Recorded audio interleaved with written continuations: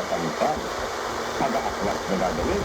Kaya, katulad din ang sinabi po ni Congressman Ali Di Mapuro, ang sabi niya military authority should seriously consider the revelation of Senator Juan Ponce Enrile in Cebu last Saturday that another coup attempt is in the office, this time planted by forces right inside the military establishment. As former Defense Secretary, the warning of Enrile should be given. Insiders are at a vantage point or position to strike and also to have the motive given the division within the military. Insiders should be the ones to be watched, not the loyalists who, during the EDSA affair, chose not to do battle with fellow Filipino. Nakita niyo na mga kababayan. Posible ito. Posible yan. Sapagkat kung noon ay nagkaroon ng RAM, ito nga ang reform, the Armed Forces Movement. Kung noon ay umiran yung RAM laban kay Presidente Marcos, eh hindi po kaya posible ngayon na magkaroon din ng ganyang grupo na laban naman sa administrasyon ito na may Aquino? Iyan ay isang posibilidad, mga kababayan. Kaya't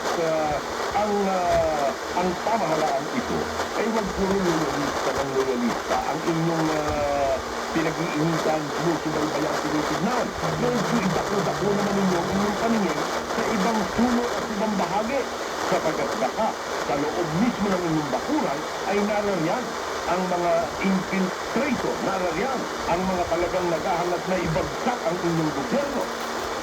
Mahirap kasi ang loyalista ng loyalista. Unang-una, hindi naman nila pinapangalanan kung sino ang loyalista. Hindi nila ina-identify, mga kababayan. Kaya't ang nangyayari niya, kahit na sino, ay maaaring mapaghinalaan. Basta ikaw ay pinaratangan ng loyalista, tinawag na loyalista, maaari ka ng idawit.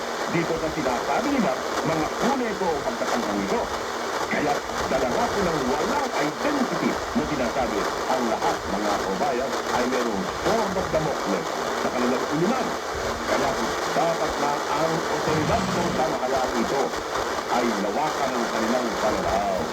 At ito mismong militar, mga kababayan, ay dapat na bantayan ang kanilang sariling mga hanay at tigilan ang pagbibintang at ang pagsisi sa mga loyalista sa lahat na lamang ng pagkakataon, mga kababayan ko.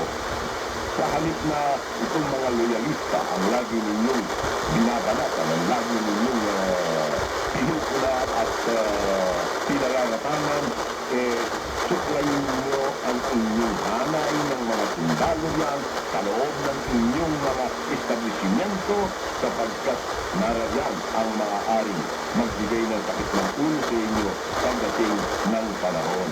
Sabi nga ni Ali Di Mapuro, at the rate the military has been blaming the loyalists for every imagined tremor in government, our people would no longer be surprised if it also blames the loyalists for the expected eruption of Canlaon volcano. Kasi raw, yung pagsabog ng bulkang Canlaon ay baka isisirin sa mga loyalista pagdating ng panahon. Ngayon wala na po tayo oras, sinaasahan kong bukas at muli kayo makikipagsalit dito po sa ating palatuntunan sa himpilang ito sa ganito rin oras.